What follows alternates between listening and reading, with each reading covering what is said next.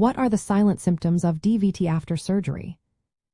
Imagine feeling perfectly fine after your operation, but hidden inside, a small problem might be brewing. Deep vein thrombosis, or DVT, is a blood clot that forms deep in your veins, often in your legs. After surgery, your risk increases because you might be less active or resting more than usual. Sometimes, DVT shows no obvious signs, making it tricky to spot early. One silent symptom is swelling in one leg. It might happen suddenly and seem unusual, but it could be mild and not painful. Because it's not always painful, you might overlook it. Another subtle sign is warmth in the affected leg. When you touch your skin, you might notice a small area feels warmer than the rest. This warmth is usually limited to one spot and not in the other leg. You might also feel a dull heaviness or mild discomfort that doesn't go away.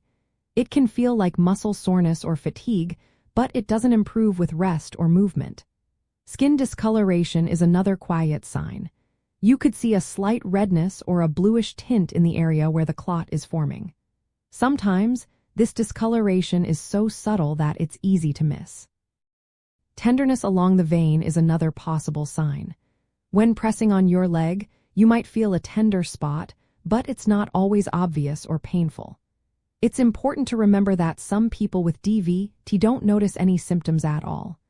In these cases, the first sign might be a more serious issue like a pulmonary embolism. A pulmonary embolism happens when a part of the clot breaks loose and travels to your lungs. Symptoms include sudden shortness of breath, chest pain, or coughing up blood. That's why paying close attention to your legs after surgery is so important. If you notice any of these silent signs, tell your healthcare team immediately.